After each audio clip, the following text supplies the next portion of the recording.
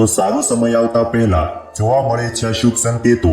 Number 1, પૂજા દરમિયાન જો ભગવાનની મૂર્તિ પર મૂકેલું ફૂલ કે પાન તમારી સામે પડે છે તો તેનો અર્થ છે કે ભગવાન તમારાથી પ્રસન્ન છે અને તમારી મનોકામના જલ્દી પૂરી થશે. નંબર 2, ગૌ માતાનું આગમન.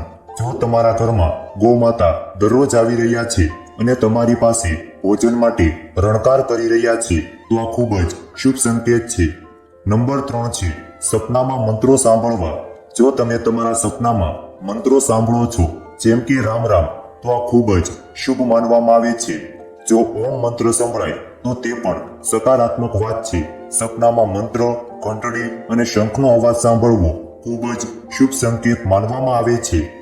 નંબર 4, ઘરમાં બાળક હોવું. દોસ્તો, વિડીયોમાં આગળ વધતા પહેલા વિડીયોને લાઈક અને ચેનલને સબસ્ક્રાઇબ કરવાનું ભૂલશો નહીં.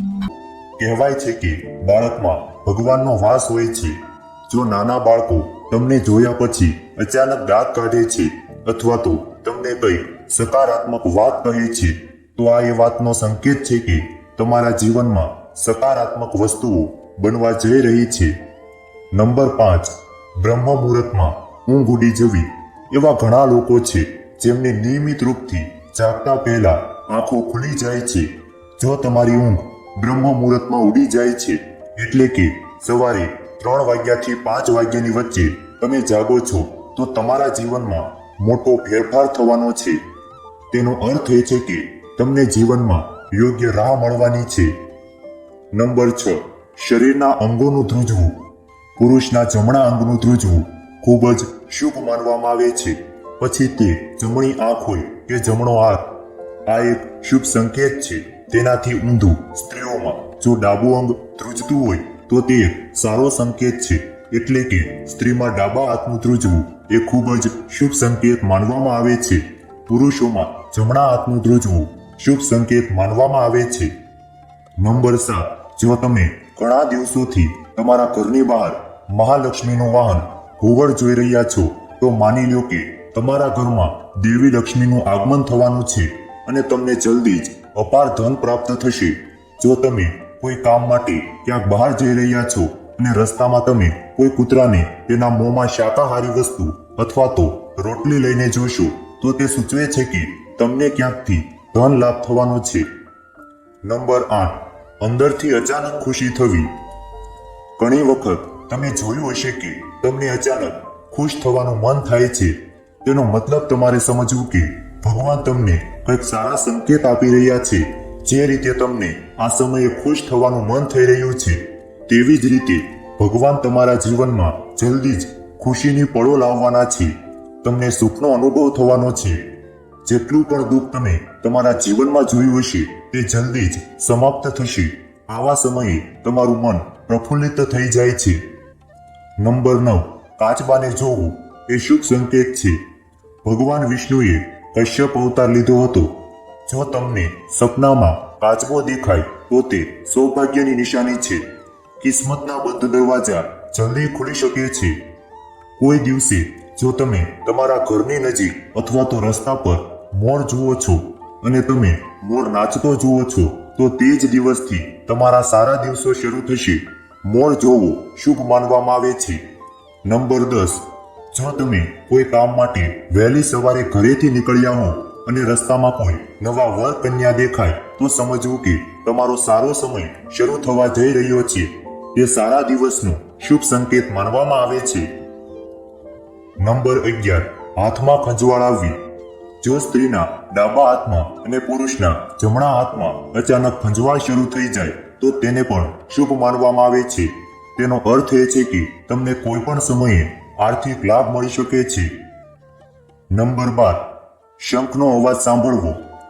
જો વહેલી સવારે શંખનો અવાજ સંભળાય છે તો તે ખૂબ જ શુભ સંકેત માનવામાં આવે છે. સવારે શંખનો અવાજ સાંભળવાનો મતલબ છે કે તમારું ભાગ્ય ખુલવાનું છે. નંબર 13, જો તમે યાત્રા કરી રહ્યા હો અને તે દરમિયાન તમને સાપ અને વાંદરો દેખાય છે તો તે ખૂબ જ શુભ સમય આવવાનો શુભ સંકેત છે.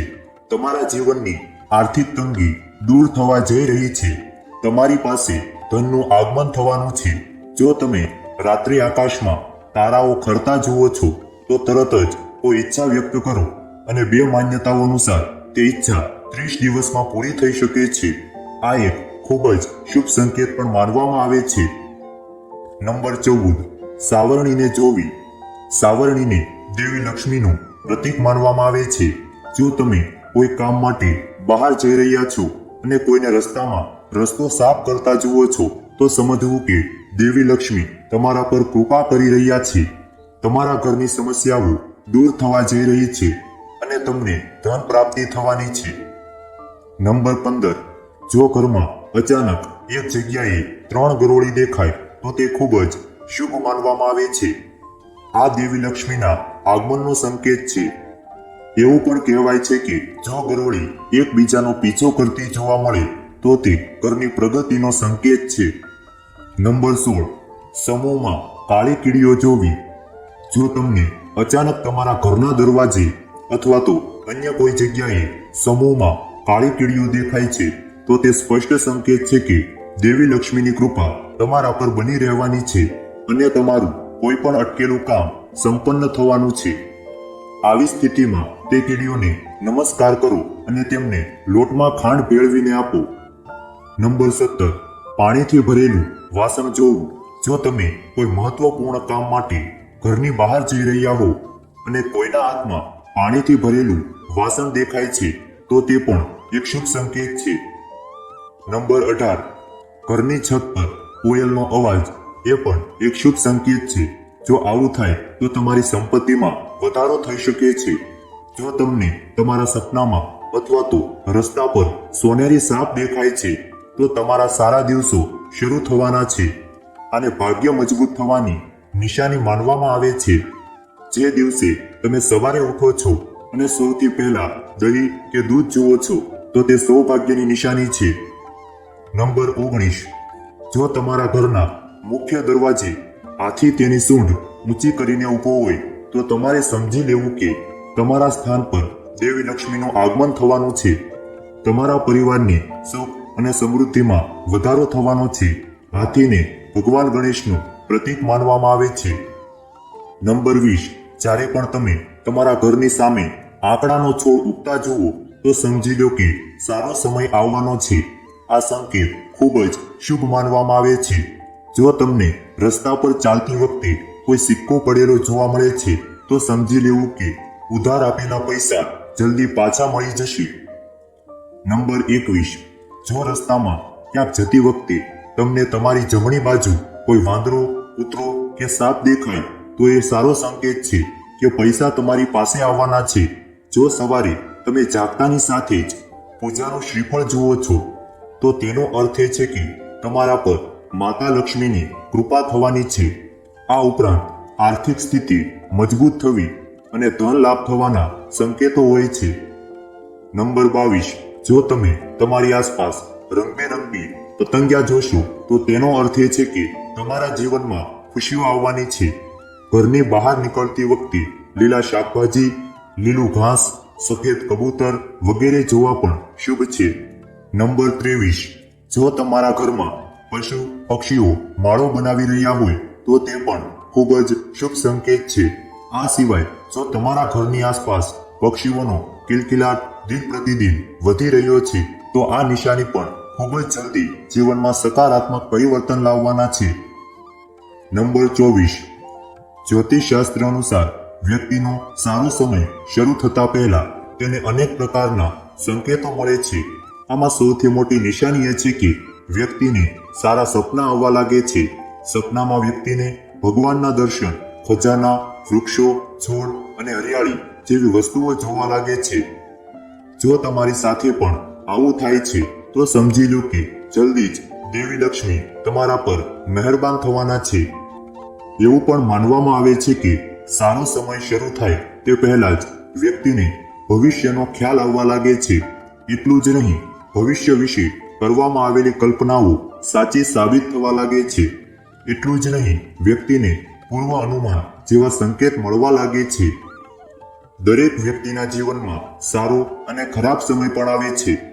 ઘણી વખત ખરાબ સમય આવે તે પહેલા જ આપણને અહેસાસ થવા લાગે છે કે કંઈક અનહોની થવાની છે. જો કે પરંપરાગત વિશ્વાસના આધારે જાણી શકાય છે કે ખરાબ સમય ક્યારે આવવાનો છે. કેટલાક એવા સંકેત છે કે જેના દ્વારા જાણી શકાય છે કે ખરાબ સમય આવવાનો છે અને તેમને જાણીને તમારે અગાઉથી જ સાવધાન થઈ જવું જોઈએ. ચાલો જાણીએ આ સંકેતો વિશે અને તે જાણીને તમારે પહેલેથી જ સાવધાન થઈ જવું જોઈએ. નંબર 1, તુલસીનો છોડ સુકાઈ જવો. આંગણામાં રહેલો તુલસીનો છોડ અચાનક સુકાઈ જવા લાગે તો સમજી લેવું કે ખરાબ સમય આવવાનો છે. તે આર્થિક સંકટ કે દુર્દશાનો સંકેત છે. નંબર 2, બિલાડીનું રોવું. જો તમારા ઘરની અંદર કે આસપાસ કોઈ બિલાડી જોરથી રડવા લાગે છે તો તેને તમારા ખરાબ દિવસોનો સંકેત માનવામાં આવે છે.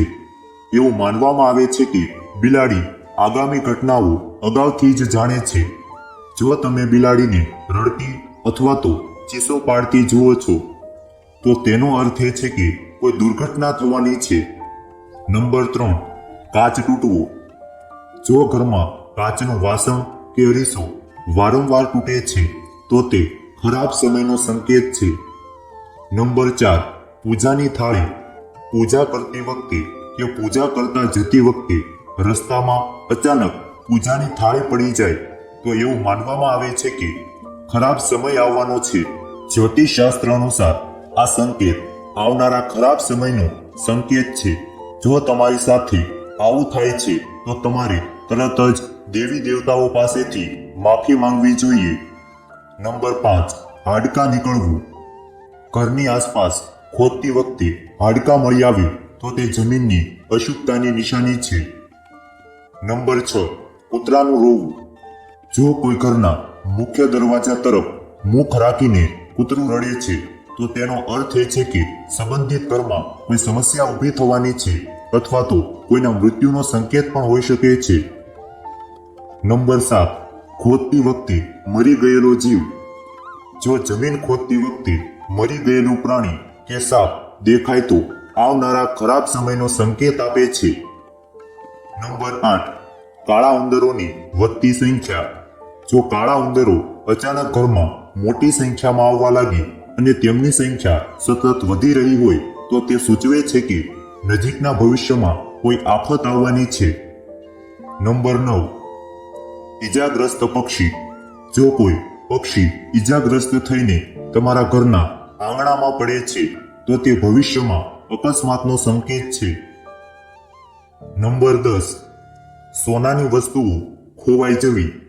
આપણે હંમેશા વડીલો પાસેથી સાંભળતા આવ્યા છીએ કે સોનું પડવું અશુભ માનવામાં આવે છે કારણ કે તેમાંથી બનેલું સોનું અને આભૂષણો ઘરમાં સમૃદ્ધિ લાવે છે. આવી સ્થિતિમાં જો સોનું ખોવાઈ જાય તો ઘરમાં નકારાત્મક ઉર્જાનો પ્રભાવ વધે છે. નંબર 11, ઘરમાં ચામાચીડિયાનું દેખાવું. જો કોઈ વ્યક્તિના ઘરમાં દરરોજ એક જ જગ્યાએ ચામાચીડિયાનો જમાવડો થતો હોય તો તે શુભ સંકેત માનવામાં આવતું નથી. એવું માનવામાં આવે છે કે વ્યક્તિના ઘરમાં વધુ નકારાત્મક ઉર્જા બની રહી છે જેના કારણે વ્યક્તિને આર્થિક, માનસિક, શારીરિક અથવા તો પારિવારિક સમસ્યાઓનો સામનો કરવો પડી શકે છે. નંબર 12, ઘીનું પડવું. હાથમાં ઘીનો ડબ્બો હોય અને તે પડી જાય અને તેનું ઘી આખા ફર્શ પર ફેલાઈ જાય તો તે અશુભ માનવામાં આવે છે. નંબર 13, આરતીનો દીવો ઓલવાઈ જવો. એવું કહેવાય છે કે ઘરમાં આરતી કરવી ખૂબ જ સકારાત્મક માનવામાં આવે છે, પરંતુ જો તમારી સાથે આરતી કરતી વખતે દીવો ઓલવાઈ જાય આવું વારંવાર થતું હોય તો તમારે સાવધાન રહેવાની જરૂર છે. તે સૂચવે છે કે તમારો ખરાબ સમય શરૂ થઈ ગયો છે, તે થવા જઈ રહ્યો છે. નંબર 14, પૈસા લાંબા સમય સુધી ટકતા નથી. ઘણી વખત તમારા પૈસા કોઈ કારણ વગર ખર્ચ થવા લાગે છે અને તમને તેની જાણ હોતી નથી. વાસ્તવમાં આ સૂચવે છે કે દેવી લક્ષ્મી તમારાથી નારાજ છે અને તમારે ભવિષ્ય માટે સાવચેત રહેવાની જરૂર છે. નંબર 15, વડીલોનો અનાદર કરવો.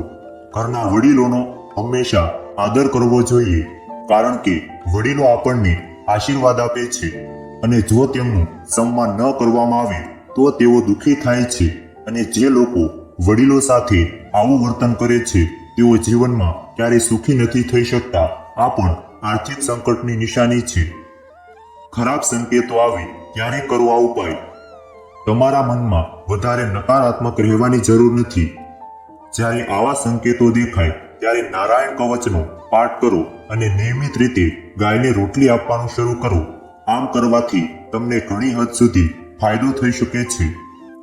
જો આ વિડીયો તમને પસંદ આવ્યો હોય તો વિડીયોને લાઈક કરજો, ચેનલને પણ સબસ્ક્રાઇબ કરજો.